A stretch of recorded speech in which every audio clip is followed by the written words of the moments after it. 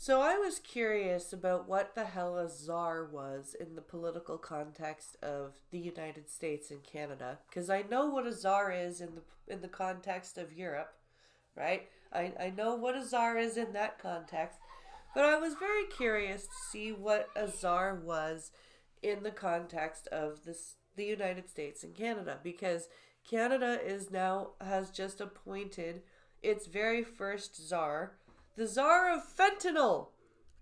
Not the czar of, illegal drugs, not the czar of, healthcare or whatever. No, just the czar of fentanyl.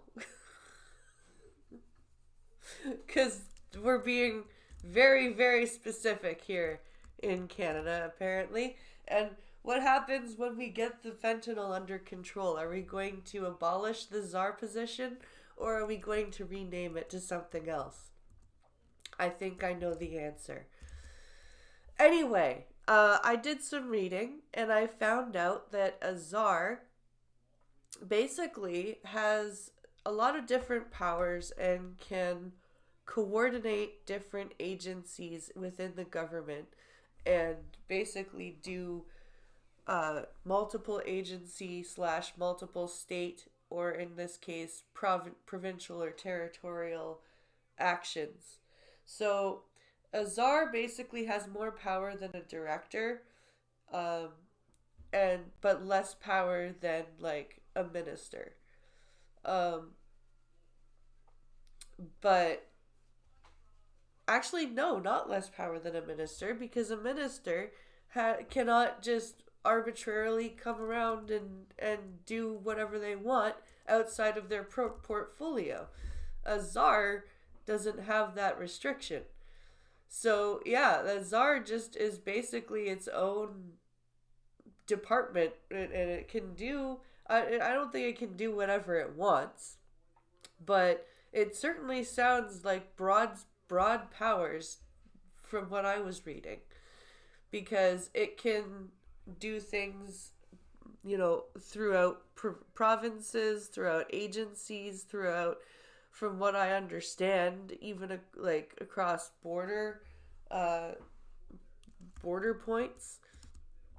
Apparently, this czar's first priority is to stop the illegal drugs moving from across the border, and his hope is to get it to zero. That's never gonna happen, because that would involve criminals obeying the law. That's just not gonna happen. But okay, you do carry on. Um, I'm not saying we shouldn't try to stop illegal drugs. I'm just saying you're never gonna get to zero.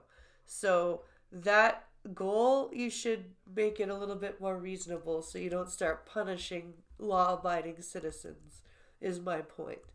Anyway, the name of the new czar is Kevin Brosseau.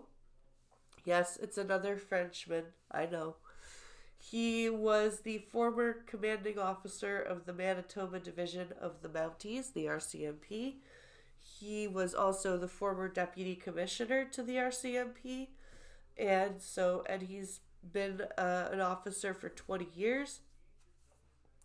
And so this is who Justin Trudeau has appointed to be the fentanyl czar, and that is what the czar does. The czar has multi-agency, multi-province power, and I'm not sure I like that. Honestly, I'm not sure that we have a need for a czar.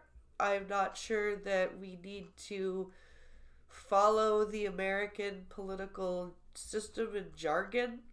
I know we have constitutional backstops to stop us from Americanizing our politics, but we seem to be ignoring those. And I don't think I'm okay with that, because we don't need to do that. We have our own system, thank you. And as it's not quite as broken as people seem to think. Look at what's going on with Polyev.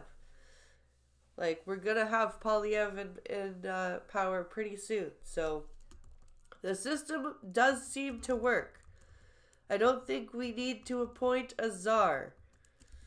Anyway, that's just my thoughts. I'm a layman. I'm not a political expert at all. This is just my thoughts on the matter.